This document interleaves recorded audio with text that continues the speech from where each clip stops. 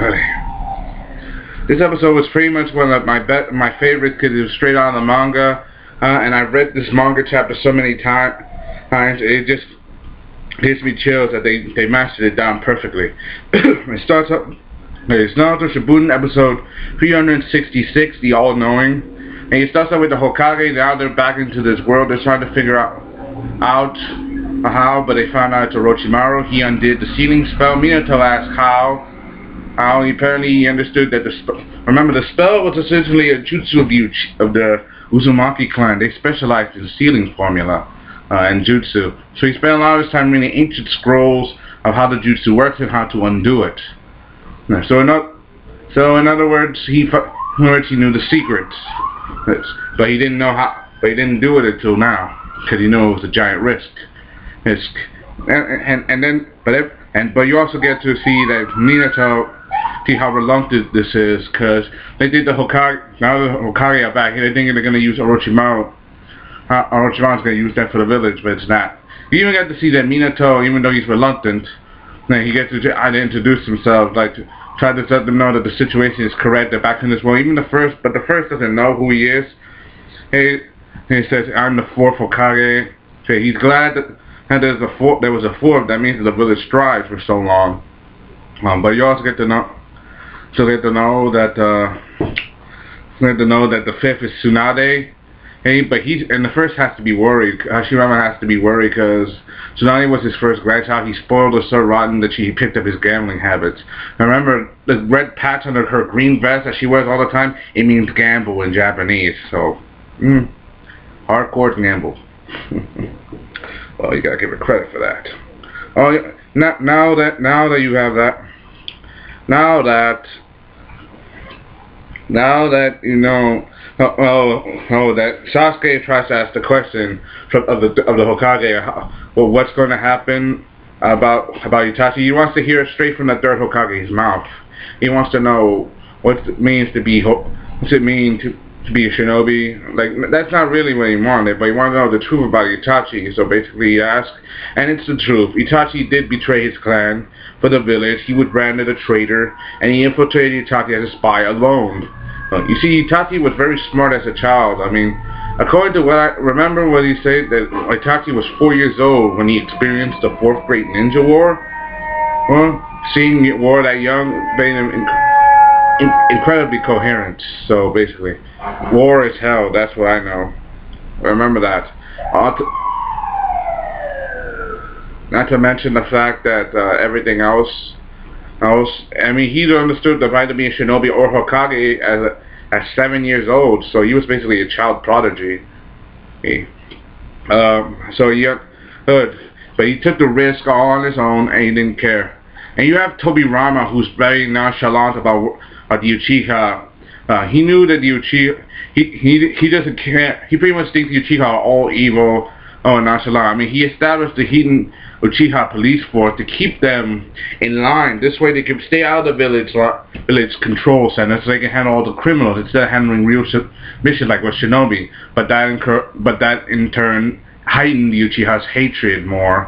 But it wasn't for that, things wouldn't have gotten so badly, even though a lot of it was due to the Nine-Tails incident. Not to mention, but Hashirama, he doesn't think of the Uchiha as evil. Remember, he's more like what you call open-minded, kind-hearted, more compassionate, while Tobirama is more serious. Even though he's the older brother, Tobirama tells him to shut up and be silent. So he's like what you call more of a hard case than what you call a head case.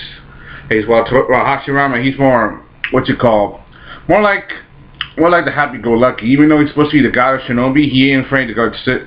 He may be nicer, but he ain't afraid to go serious either. So, and you get to explain that this Uchiha clan and also a clan possessed by evil.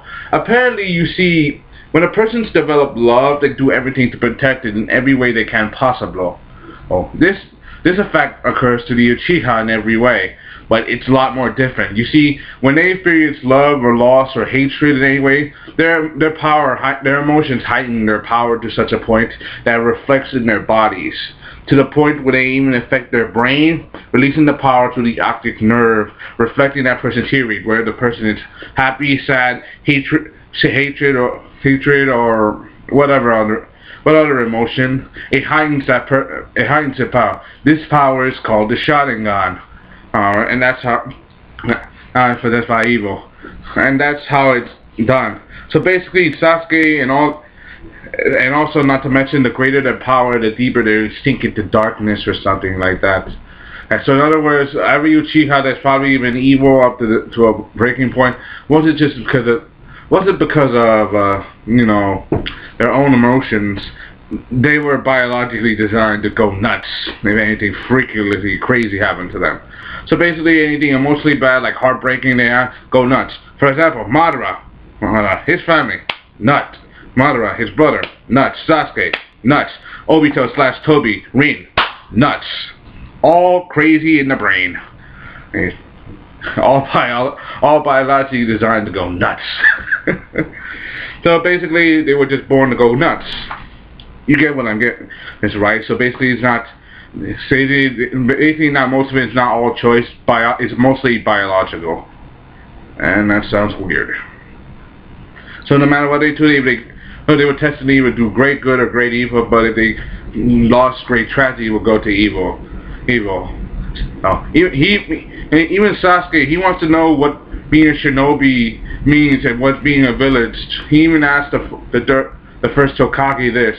Even how reluctant they are the second Hokage. He wants to make a decision whether to make his decision, whether to seek vengeance or not against the Hidden Leaf. Tobirama obviously doesn't care. Obviously, hearing this, he wants to take down Sasuke to make sure he's not a threat. And after he knows about, especially now that he found out that Sasuke awakened the Mangekyo.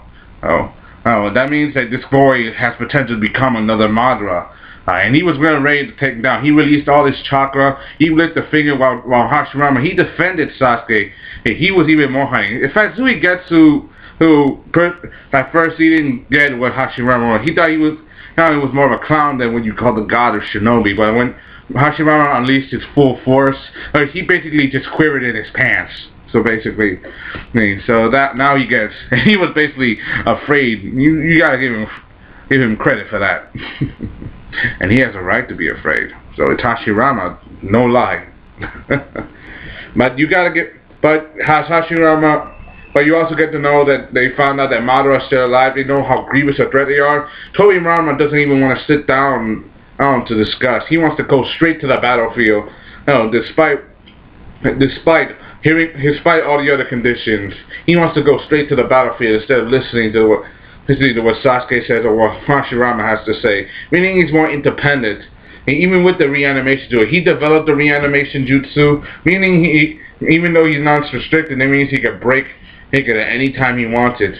Well, because Orochimaru absorbed Hashirama's cells because of White Zetsu, it means that he's even stronger than he was when he controlled him a long time ago. Back when the first and second were first under his control, when he tried to destroy the Hidden Leaf village and by battling the third Hokage Hiruzen Sarutobi all those years ago.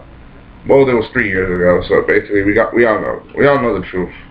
Oh, but you gotta give him credit for that. You gotta give him OD credit for that. So basically, but even though, despite Tobirama's heightenedness, Hashirama he doesn't want to fight. He just wants to sit down. He just laughs it off. He explains. If you want to discuss about villages, you have to go back to the beginning. That means him and Madara, how they first fought, how they got to be enemies. Remember, it was both Hashirama and Madara who started the villages. They started the village in the East, and then other countries copied them and did the same thing. The land of fire, the land of wind, the land of water, the land of earth, and the land of lightning. They all copied the example of the Hidden Leaf. And you also get this fierce, awesome fight with Hashirama or Madara using the cute using the Nine-Tails Kurama, using the Mangekyo, and you got Hashirama using his wood style, the wooden dragon, and the fight is fearsome. Madara keeps throwing Biju bombs at him, but it doesn't work. Hashirama managed to reflect it, and then he combines Susanoo with the Nine-Tails, covering it like it's armor. And this is even more incredible. And he does everything he can to try to kill Hashirama as they can, because you get to find out the truth about their relationship in the next episode. I'm not going to reveal it to you, but you got to watch them. Either watch the chapters or the next episode. And you get to see that Hashirama was predictable. He tries to convince Madara that fighting is not an option, and that everything our friends and siblings died for wasn't for nothing. And he said, "What do you know? Do you know about that? After all, it was Madara's brother Izuna who died, that he took the Mangekyo Sharingan for, because he was so desperate for the Mangekyo that he took his own brother's eyes." You gotta give him credit for that. Not to mention the fact that in talking about a person's family, their brother, is just a big insult to Madara, because his brother died so he can gain power. So that's just basically a stab in the heart to him. But Hashirama, he's not gonna. Even though Madara combines Susanoo with the Nine-Tails, and he's knocking Biju Bomb along with the Susanoo sword, blade sword at him, Hashirama's going safe when he summoned the wooden thousand hands, and she's going all out against Hashirama. And he's going all out against Madara, and he's not going to hold nothing back. This was a good episode. I put the link down in the description. Give me your opinion on this episode, because some people thought that the last episode I put was very emotional. So is this. This is also very emotional and very, very, very clavicle. And very, very, very good. I give this 5 out of 5 because this is a big chapter and an episode. They put like at least two chapters in this whole episode. They put at least three chapters in this whole episode, so it was pretty good. So it was pretty long, but it was good. Hope you enjoyed this one. And this time, Game of Legends of Naruto Shippuden, episode 366. The all-knowing. Hope you enjoyed this one. The comment right, Scott. Give me your opinion. Signing off.